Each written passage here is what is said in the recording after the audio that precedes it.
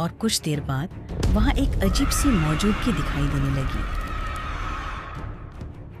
मैं सिर्फ एक रोटी मांगती रही, तुम सबने मुझे भूखा मरने दिया। हमें माफ कर दो, हम तुम्हारे लिए खाना ले आते हैं, अभी ले आते हैं। अब बहुत देर हो चुकी है। अब मैं सिर्फ भूख नहीं हूँ, मैं तुम्हारी सजा हूँ। ये कहानी एक ऐसी औरत की है जो कई साल पहले अपने पति को खो चुकी थी और उसके बाद उसकी जिंदगी बिल्कुल अकेली और बेसहारा हो गई थी। मुझे कुछ खाने को दे दो, मैं कई दिनों से भूखी हूँ और मेरी हालत बहुत ज्यादा खराब हो चुकी है। हम सच में माफी चाहते हैं, लेकिन हमारे पास भी आज देने के लिए कुछ नहीं बचा है। आप कल फिर आ जाना। मैं बहुत ज्यादा कमजोर हो चुकी हूँ और अब मेरे शरीर में चलने की भी ताकत नहीं बची। मुझे मदद की बहुत जरूरत है। इस समय हमारे घर में भी खाने की बहुत कमी है, इसलिए कृपया आप कल फिर कोशिश करें। अगर आज मुझे खाने के लिए कुछ नहीं मिला तो मैं सच में आगे नहीं चल पाऊंगी और मेरी हालत बहुत खराब हो जाएगी। हम आपकी मजबूरी समझते हैं, लेकिन हमारे पास देने के लिए कुछ भी मौजूद नहीं है। आप कल आना।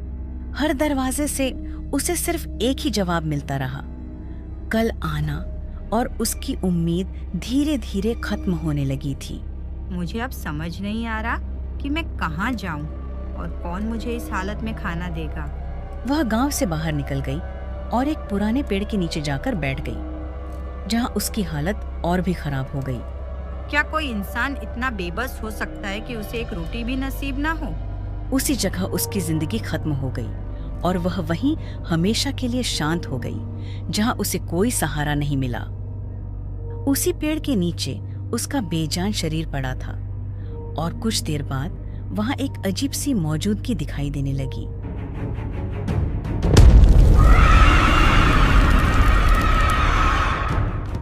मुझे बहुत ज्यादा भूख लगी है और मुझे अभी कुछ खाने को चाहिए। अभी तुरंत दे दो। अब वही औरत एक आत्मा बनकर वहां खड़ी थी, जिसकी भूख और दर्द अब खत्म होने का नाम नहीं ले रहे थे। अब वह आत्मा फिर से गांव की ओर चल पड़ी, जहां उसे बार बार कल आना कहा गया था। तुम सबने मुझे बार बार कहा था कल आना, लेकिन आज मैं अपनी पूरी भूख के साथ वापस आ गई हूँ। अब देखो, हम सच में बहुत मजबूर थे और उस समय हमारे पास देने के लिए कुछ भी मौजूद नहीं था। प्लीज हमें माफ कर दो। मैं भी बहुत ज्यादा मजबूर और भूखी थी, लेकिन तुम सबने मेरी एक भी बात नहीं सुनी और मुझे वापस भेज दिया था। अब हमें अपनी गलती का एहसास हो गया है। अब हमें माफ कर दो और हमें बचा लो, हम बहुत डर गए हैं। भूख और दर्द कभी किसी को माफ नहीं करते और अब तुम सबको इसका अंजाम देखना पड़ेगा। और अब पूरा गांव उसी एक शब्द से गूंज रहा था, कल आना, जो अब वापस लौट आया था। कल आना, अब तुम सबकी बारी है। अब मैं किसी को कल नहीं कहूंगी। हमसे गलती हो गई थी, हम सच में मजबूर थे, हमें माफ कर दो। जब मैं भूखी थी तब तुमने भी यही कहा था, कल आना। आज मैं भी वही जवाब लेकर आई हूँ। गांव के लोग डर के मारे अपने घरों में छिपने लगे, लेकिन दरवाजे बंद होने के बावजूद वह आवाज हर जगह सुनाई दे रही थी। मैं सिर्फ एक रोटी मांगती रही, तुम सबने मुझे भूखा मरने दिया। हमें माफ कर दो, हम तुम्हारे लिए खाना ले आते हैं, अभी ले आते हैं। अब बहुत देर हो चुकी है। अब मैं सिर्फ भूख नहीं हूँ, मैं तुम्हारी सजा हूँ।